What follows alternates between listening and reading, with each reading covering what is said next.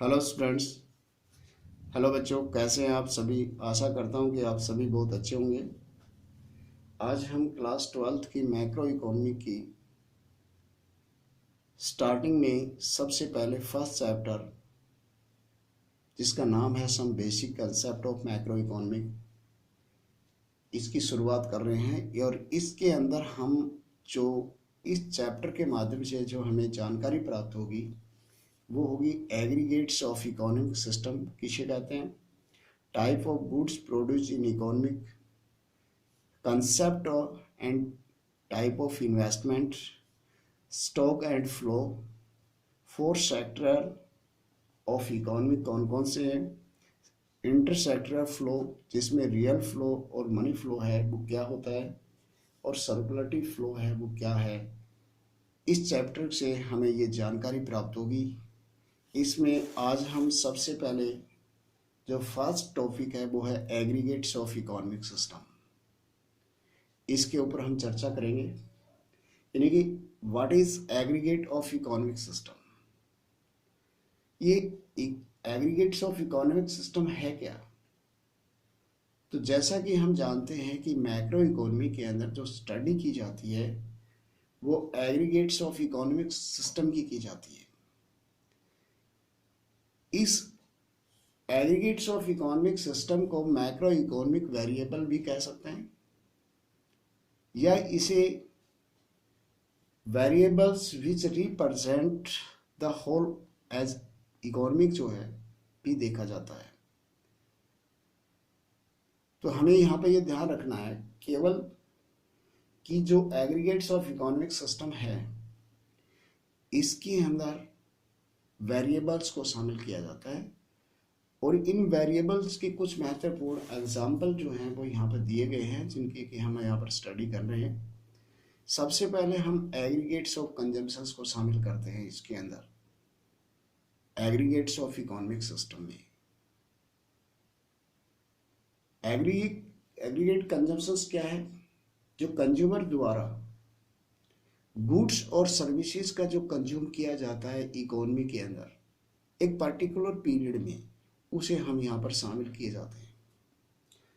Particular period accounting year, for example 2021 की अगर हम स्टडी करेंगे तो 1 अप्रैल 2020 से 2001 31 मार्च 2001 तक का हमें डाटा चाहिए। यहाँ पर कंजम्पशन है, चाहे वो गुड्स के रूप में हो चाहे सर्विस के रूप में, उसको शामिल करना होगा। उसके साथ साथ एग्रीगेट इन्वेस्टमेंट का सीधा संबंध कंज्यूमर से तो हो नहीं सकता, तो प्रोड्यूसर से होता है।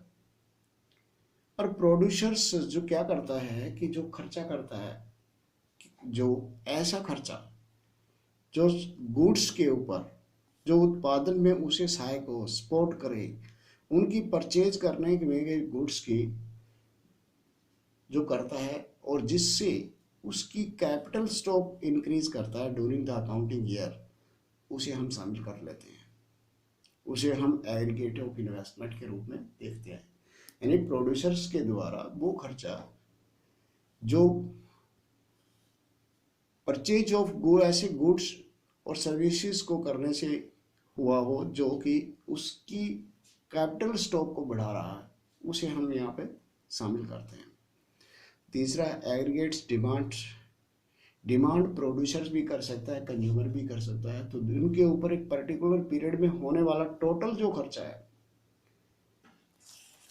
Purchase of goods and services in economy, उसे यहाँ पर शामिल किया जाता है और उसे हम एग्रीगेट डिमांड के रूप में देखते हैं। एग्रीगेट सप्लाई जनरली है प्रोड्यूसर्स करेगा, तो वो टोटल प्रोडक्शन जो होगा गुड्स और सर्विसेज का during the accounting year in economy, उसे यहाँ पर शामिल किया जाता है और उसे हम इसे एग्रीगेट ऑफ सप्लाई के रूप में देखते हैं। डोमेस्टिक इनकम का होना बहुत जरूरी है, ये भी एक एग्रीगेट्स है इकोनॉमिक्स का। अब इसमें डोमेस्टिक इनकम किसे कहते हैं, डोमेस्टिक का इनकम का सीधा संबंध जो है वो इनकम जो देश की सीमाओं के अंदर जो टेरिटरी के अंदर जनरेट हुई हो पर्टिकुलर अकाउंटिंग पीरियड के दौरान, उसे हम शामिल करते हैं।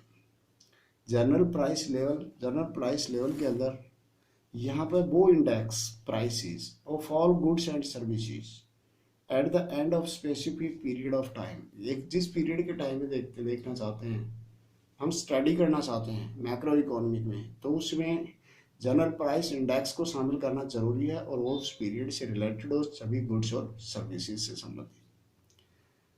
तो मेरे को उम्मीद है कि इस वीडियो से आपको ये अच्छी जानकारी प्राप्त हुई कि एग्रीगेट्स ऑफ इकोनॉमिक सिस्टम में किन किन को शामिल किया जाता है या एग्रीगेट्स ऑफ इकोनॉमिक सिस्टम किसे कहते हैं। तो इसे वीडियो अगर पसंद आती है तो इसे लाइक और सब्सक्राइब करें ताकि नई वीडियो आपके पास सबसे पहले पहुंचे। Thanks, have a nice day.